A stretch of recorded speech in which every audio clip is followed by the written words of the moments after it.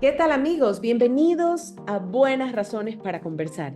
Soy Mónica Maruri y hoy les traigo una entrevista profunda y tierna. Así puedo decir que ha sido esta entrevista con Aiko Alonso.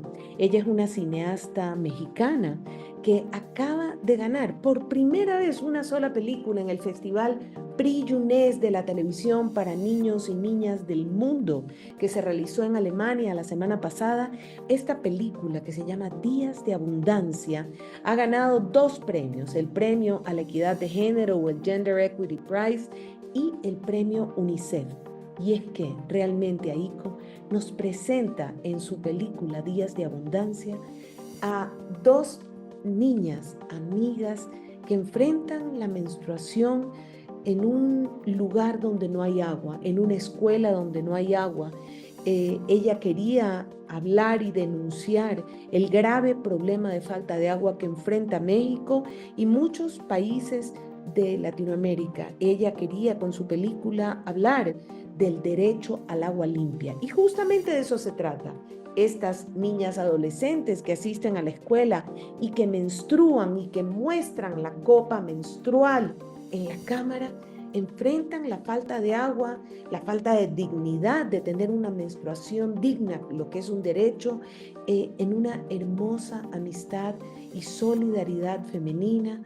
Una película llena de ternura, porque la relación de la protagonista con su madre es una relación tierna y buena.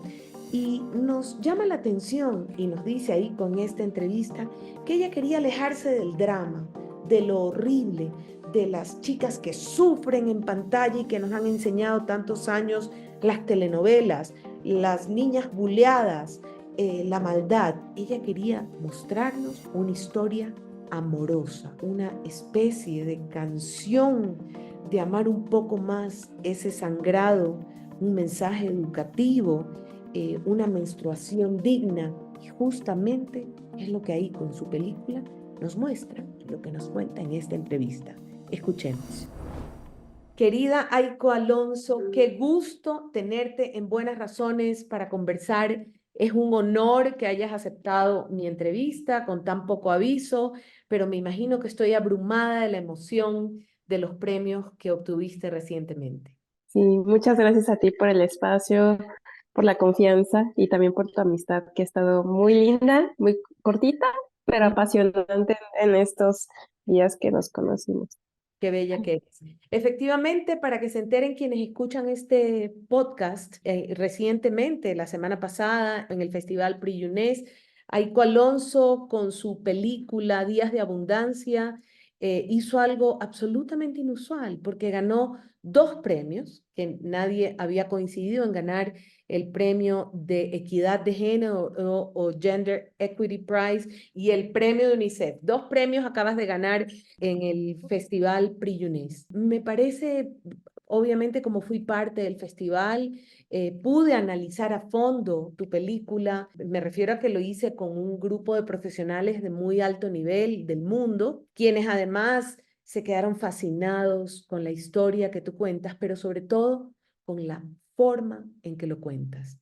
Entonces, obviamente, lo primero que te quiero preguntar, Aiko, cuéntanos un poco, porque quienes escuchan este podcast no han visto tu película, ¿de qué se trata Días de Abundancia?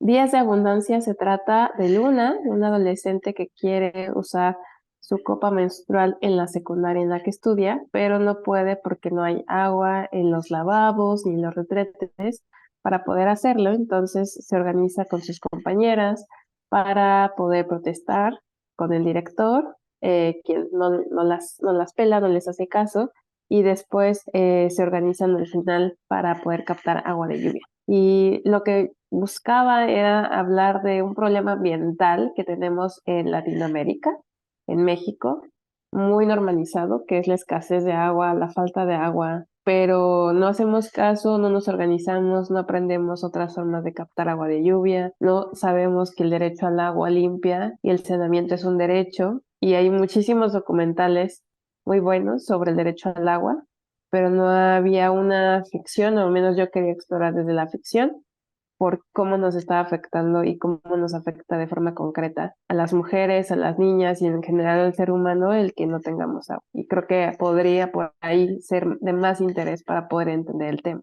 Aparentemente, como tú lo narras, pareciera ser una película como cualquiera. Unas niñas no tienen agua para sus días de menstruación y le reclaman al director de la escuela, pero algo tuvo de singular la forma en que lo contaste. Cuéntame.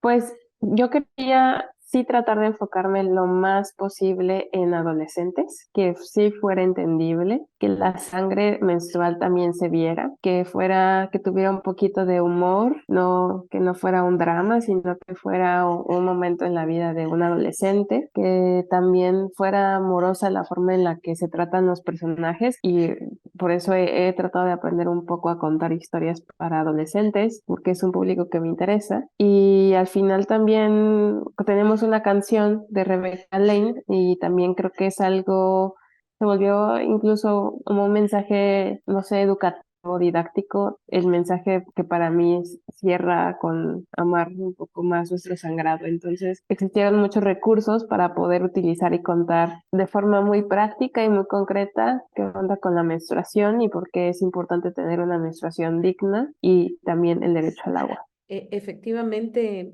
lo último que has dicho es como muy potente. Bueno, has dicho varias cosas valiosas y es la manera en que estás tratando de dirigirte a los adolescentes. Es decir, tú tenías una audiencia clara a la que le querías hablar y querías hablarles en un tono que no viniera desde el discurso adulto, que no viniera desde la mirada adulta, y me ha parecido hermoso que no fuera un drama horrible, es decir, que no fuera desde el drama de la telenovela, desde el drama del sensacionalismo también, sino que fuera desde el trato amoroso. ¿Por qué pensaste que eso era lo que iba a funcionar? A mí porque personalmente me cansa que en las narrativas los personajes femeninos son víctimas. Creo que es muy importante que abordemos ciertas experiencias violentas que vivimos las mujeres en Latinoamérica, en México. A mí me interesa muchísimo la perspectiva de género, pero creo que para mí es importante ir contando poco a poco desde otra perspectiva y darle el cambio de tuerca de forma no forzada. Que por ejemplo, tengamos adolescentes que se llevan bien con sus madres, que se llevan bien con sus amigas, que no son bulleadas. Las narrativas sobre el bullying también son muy necesarias, pero ¿qué pasaría si cuento que es amoroso ir a la secundaria, ¿no? O no necesito ver a esos bulleadores porque estoy cansada de verlos, ¿no? Porque todos sabemos cómo se ve nuestro propio buleador. Entonces, empezar a narrar desde otro lugar creo que es difícil porque la telenovela, porque el drama, porque el mismo horror social nos llama a querer contar desde el trauma, pero creo que si uno piensa en una audiencia y trata de cuidar con pincitas todo el mensaje y no solamente crear para nosotras, para uno mismo, salen cosas más potentes porque se cuida todo el mensaje y al menos eso es lo que se intenta. Por eso es importante para mí narrar desde otro lugar, no solo el personal, algo universal a lo mejor. Bueno, ese es un lema de la comunicación. Los que hemos dado clases de comunicación, creo que le insistimos mucho a los alumnos. Acabo de dar un taller 2 días en la universidad y lo primero que les dije es, no creas para ti, tú no eres la audiencia y siempre nos enamoramos de nuestro propio discurso y de nuestras propias. Qué fácil que es enamorarnos de lo que nosotros queremos ver y de cómo nos queremos ver. Tú también acabas de hablar mucho de la mujer en Latinoamérica, de la chica en Latinoamérica. ¿Qué leías en esta Latinoamérica de las mujeres o en estas mujeres latinoamericanas? Para empezar, creo que es muy difícil por dos razones construir personajes femeninos, adolescentes, que sean un poco realistas, porque no hay narrativas dignas que nos cuenten eso. O sea, entre Hollywood, Estados Unidos, todas las películas que nos llegan, pero también porque la violencia es muy grande y creo que nos impide crear y nos impide ser vistas de otras formas. Entonces, los periódicos, las noticias son sangrientas, todo lo que pasa, la violencia contra la mujer, pues al final crea imágenes y discursos muy potentes. Y para mí era importante que este cortometraje llegara a otro lugar, que no fuera desde ese terror, pero que también llegara a las mujeres más grandes, a que también fuera un vehículo hasta educativo, que al final ese tipo de cosas las vi viendo después, esos resultados, Ujú. pero quería encontrar un cortometraje que a mí me gustara cómo se contara la menstruación y que no fuera horroroso, burlón, drástico, sino que fuera un poco natural. Creo que yo insisto mucho en mis alumnas y alumnos que contemos desde lo natural y no desde lo impuesto de cómo tienen que ser las estructuras, las narrativas, como según es una película, según Estados Unidos o Hollywood, que son historias que tenemos aquí cercanos a nosotros. Entonces creo que quería contar una historia cercana y poco a poco ha ido resonando con muchas mujeres, con niñas, adolescentes. Ujú. ¿Te sorprendió cómo reaccionamos las mujeres grandes frente a tu película? No me sorprendió porque me pasó antes, fue como un abrazo al corazón.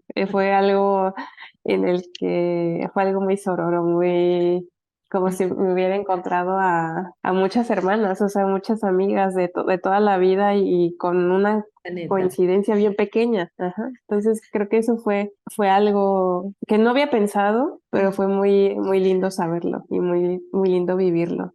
Sí, yo sentí cuando escuché a tantas mujeres reaccionar positivamente y mujeres de diferentes idiomas, porque aunque estábamos hablando en inglés, todas venían de diferentes culturas con una emoción y como con una reivindicación, una especie de espíritu de reivindicación de que la sangre menstrual haya dejado de ser azul finalmente.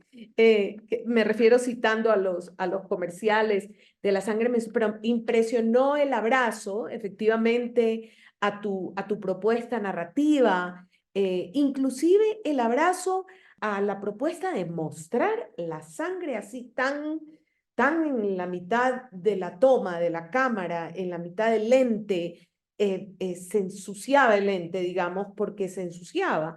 ¿En algún momento dudaste de esa decisión? Sí, en algún momento sí, pero después fue de forma muy natural por la copa. O sea, creo que algo que muy útil fue no desechar la idea de trabajar con la copa menstrual. O sea, como aferrarme a ella, porque sí había, lo normal es las toallas sanitarias, ¿no? Y de repente sí recibía una asesoría en donde parecía que era muy impuesto lo de la copa, Ujú. pero como aferrarme a la copa me sirvió mucho porque para mí, viviendo también la menstruación, es un momento donde puedo ver mi sangre, donde puedo encontrarla y ver qué tanto me baja, qué tanto es, de qué color es, a qué huele, y Sí. no todas es como, no como se queda en una toalla, ¿no? Entonces, esto así, que es lo mismo que hace la Ujú. personaje, era algo de lo que no podía soltarme y me encantó, me encanta ver la sangre. Sí, es una decisión valiente cinematográficamente, es decir, fue una decisión valiente que me imagino que te arriesgaste a ver qué pasaba, porque culturalmente puede ser que vivamos en sociedades como muy mojigatas, que tenemos esta doble moral. Uno de los comentarios que hacían las personas era que estamos tan acostumbrados a ver películas de sangre todos los días, muchas películas de sangre nos salpica el lente, la sangre de los asesinatos, pero nos escandalizamos con la sangre menstrual, a pesar de que llega todos los meses a todas las familias. Esa especie de contradicción en la que caemos. Tú tocas un tema que muchas veces se habla de las mujeres como rivales, de la rivalidad femenina, de la competencia, y tú en cambio nos presentas una amistad fuerte entre esas dos chicas especialmente, también con todas las compañeras, pero especialmente entre esas dos chicas, porque nos regalas en esa película esta amistad. Cuéntame un poco sobre esa propuesta. Para mí era muy importante pensar que un personaje no puede estar solo y que una mujer también no puede, no somos seres individuales que vamos en serio solas por el mundo. Y creo que algo que pensé desde el guión fue, tiene su mejor amiga y que desde cuándo son mejores amigas y ensayamos y se fue desarrollando la amistad y se nutrió muchísimo ya la final puesta en cámara gracias a los ensayos de esas dos mejores amigas que después terminaron siendo muy buenas entre ellas. Entonces creo que también parte de un poco del arco pequeño que tiene esta personaje Es Ujú. que uno siempre está en comunidad y en grupo, por eso se une con las demás, no trate de no mostrarlas rivales así como pruébame quién eres ni nada así, sino hacer natural que uno puede trabajar en equipo y la comunidad sirve para hacer cambios. Y también pasa en México y en Latinoamérica que las protestas de mujeres, quienes están llevando el activismo en muchos países son mujeres, porque somos quienes enfrentamos los cambios sociales, la violencia, quienes también nos quedamos en casa criando o quienes salimos también a protestar y marchar porque asesinan a nuestras familias, a nuestros hermanos, a nuestras hijas desaparecidas. Y yo creo que el activismo para mí activismo es igual a mujeres porque todos los días estamos combatiendo distintas batallas. Entonces, algo que yo quería ahí como empujar es que exigimos cambios y que no podemos, tal vez voy a tener un no, pero no voy a quedarme de brazos cruzados. Y era para mí muy importante que la amistad y que la comunidad y que el grupo es ese vehículo en el que uno hace cambios y que somos activistas de nuestros pequeños escenarios o momentos difíciles que estamos viviendo. Cuando tenemos una mala experiencia siempre está una mejor amiga. Por eso insistí en tener a la amistad y el grupo de chicas que las acompañaba. Hoy en Buenas Razones para Conversar nos acompaña la cineasta mexicana Aiko Alonso. Ella trabaja y es especialista en perspectiva de género y audiencias juveniles. Aiko Alonso nos cuenta cómo ella ha querido desde su cine y desde esta película Días de Abundancia hablarle a todas las niñas, hablarle a las niñas adolescentes, regalarles unos personajes adolescentes en los que ellas pudieran verse, pero además en que ellas descubrieran en sí mismas ese rol de denuncia social, porque las mujeres somos activas y tenemos una voz y cuando no la tenemos, la debemos encontrar. Sigamos escuchando esta hermosa y profunda entrevista. De alguna manera me imagino que esperabas o te sorprendió que las chicas jóvenes, que a veces estamos o pudiéramos estar muy distraídas por el mundo virtual, por las redes sociales o por el TikTok, nos olvidáramos de usar nuestra voz y que tu película de alguna manera les dice, oye, oye, mira aquí, tienes una voz y tienes unas hermanas, no te olvides de ese rol fuerte, no te dejes distraer por la marca, por el... Te pregunto. Sí, creo que pocas veces pensamos en nuestro poder de organización. Yo ando en un colectivo feminista de mujeres en el cine.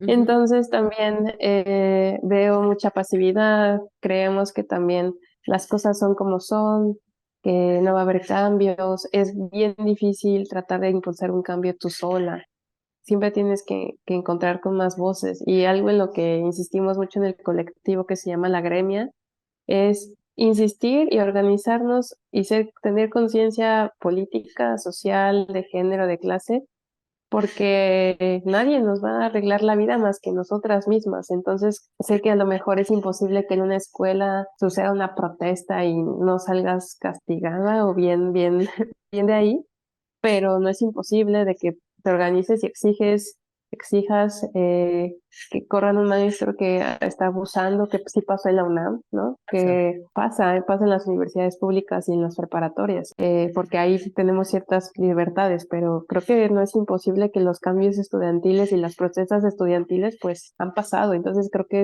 es muy importante para mí seguir apelando a esa conciencia política y organizativa. Ujú. Y que tu cine justamente nos anime a creer en nuestra fuerza o en nuestro poder para cambiar las cosas, porque de alguna manera para eso también es la televisión para niños y niñas, la narrativa audiovisual para niños y niñas, según los expertos, según Valerio Fuenzalida y otros que hemos escrito sobre el tema, consiste en que yo me pueda ver en tu película, es decir, que esa niña o ese niño se vea en tu película y al verse allí adquiera un poder o una confianza en sí misma, en su voz, y probablemente eso es lo que Días de Abundancia de muchas maneras ha generado, y no solo en niñas o en jóvenes, sino en mujeres adultas. Oye, eso es las historias que tenemos que contar. Es decir, creo que esa es como la alegría, porque yo por algún motivo sentí cuando vimos juntos tu película que todas estas mujeres sentían alegría de que alguien haya dicho eso, sentían alegría de finalmente, ¿por qué no lo hice yo antes? Porque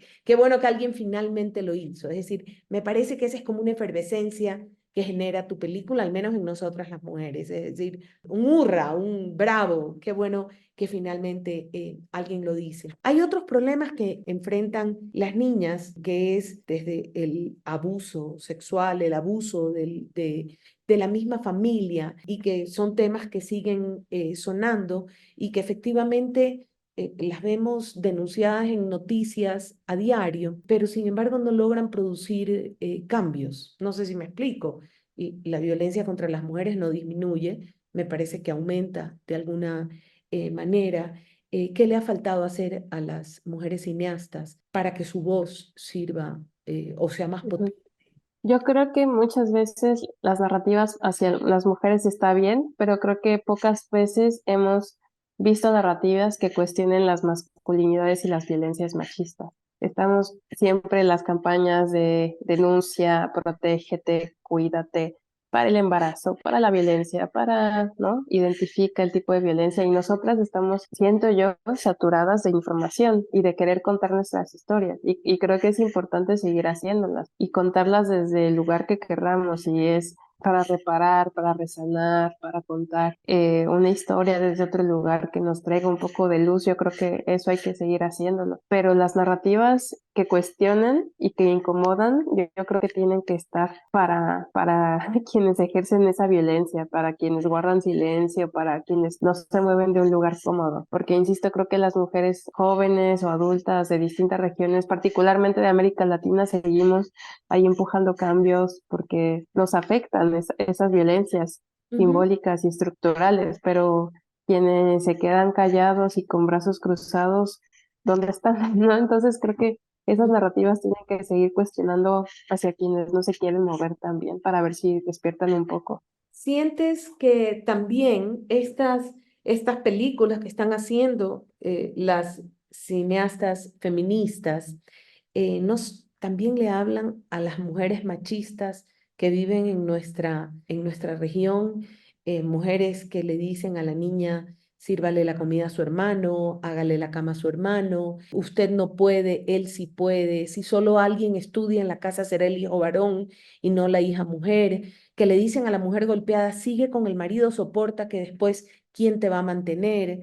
Y puedo seguir, ¿ah? Porque mi madre, a quien yo adoro y admiré siempre, nunca toleró que mi esposo cambie un pañal de uno de mis hijos, le parecía un escándalo, pero obvio que cambiamos los pañales los dos por igual. Pero esas mujeres siguen existiendo y lamentablemente no solo entre las mujeres mayores, sino también en las nuevas generaciones. Sí, y creo que el patriarcado hay que identificarlo bien, ¿no? Las tradiciones, las falsas creencias, los usos, mal llamados usos y costumbres, están ahí y creo que justo no es una cosa de hombres y mujeres, es una cosa de que se instala y es difícil quebrarlo. Creo que las narrativas tienen que seguir insistiendo en eso, en tratar de generar un impacto en En la generaciones. sociedad. Y también creo que no es una cosa de que solo tengan las nuevas generaciones que se estén salvando de esto, porque de verdad creo que el capitalismo y el neoliberalismo y las marcas y el consumo están atrayendo muchísimo a las nuevas generaciones, ya ni siquiera se llaman generaciones, ya son centennials, ¿no? Ya son la generación X, ya somos consumidores porque todo ha cambiado, entonces se extrañan las luchas sociales impulsadas por los jóvenes, las protestas estudiantiles, las asambleas, los movimientos estudiantiles. Y creo que también los jóvenes tenemos que ser parte de eso. Yo ya no tanto, pero también los que son más chicos. O sea que creo que tenemos que seguir sacudiendo el tapete de muchas cosas que necesitan cambiarse. Están distraídos comprando imágenes, comprando marcas, comprando vidas en las pantallas y se han olvidado de su raíz, de su comunidad, que por ahí es por donde al menos yo lo siento al mirarlo. Tú decidiste ponerle la palabra abundancia a tu película y cada vez que vuelvo a ver tu película, la palabra abundancia me vuelve a martillar a mí personalmente. ¿qué quiere decir abundancia? Porque para unos abundancia es una cosa, ya, abundancia de recursos, de dinero, países ricos en abundancia. La palabra abundancia se usa de muchas maneras. Cuéntame qué significa esa palabra tan fuerte en estos tiempos de consumo para ti. Abundancia significa que estos días de sangrado o estos días de periodo pueden ser días buenos. Abundancia también es la lluvia, la sangre de nuestro periodo. Al final, la sangre es igual que el agua, ¿no? En muchos sentidos para mí. Y yo quería buscar una metáfora que fuera que estos días malos, entre comillas, en los que no hay que hablar y en el que nos duele todo y que pueden ser muy graves también podrían ser buenos y que podían traer buenos días y creo que esa metáfora quedó perfecta. Yo no podría crear otro título pronto para otro proyecto porque siento que en verdad le pusimos mucho esfuerzo a poder cuidar cada detalle y días de abundancia. Para mí es también una palabra que significa que este proyecto está lleno de bendiciones también, ¿no? Entonces la abundancia es conocer gente maravillosa que le gusta la película como tú y que llegue a otros espacios, ¿no? Que traiga un mensaje escondido por ahí sobre lo abundante que es seguir haciendo comunidad y narrativas con perspectiva de género y para adolescentes.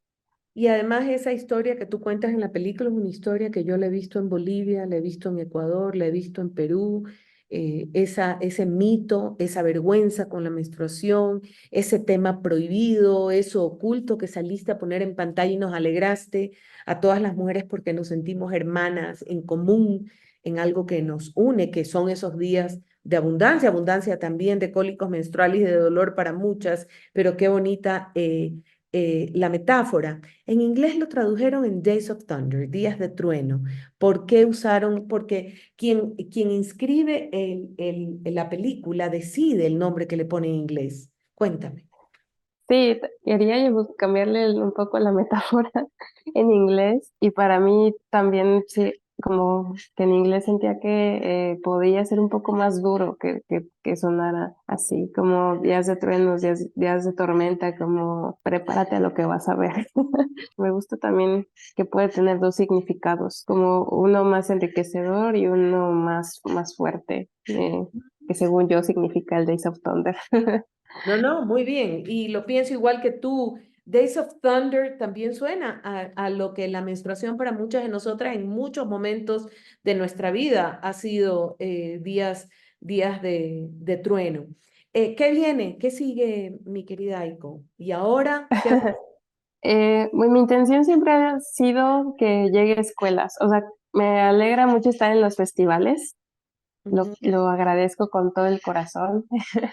Pero el público al que yo quiero llegar es que las educadoras menstruales, las educadoras dentro de las escuelas comunitarias, las que luchan por el agua, las que luchan por una menstruación digna, puedan agarrar este material y se lo lleven. Y mi intención siempre ha sido generar impacto. Para mí con el cine siempre ha sido que no sea un cine de autor que nada más me beneficie a mí, que sea un cine que viaje, que llegue, que resuene en comunidades, en personas, que pueda generar un cambio en los mensajes que tiene. Y desde un inicio he soñado con que llegue a escuelas, que la Secretaría de Educación me haga caso en mi país, que lo adopten, que pueda entrar a algún programa de educación ambiental, que llegue. Eso es lo que más me ilusionaría. Tú definitivamente tienes una vocación de comunidad, una vocación sorora con otras mujeres, lo cual es valiosísimo porque no te quedas en la belleza de tu historia,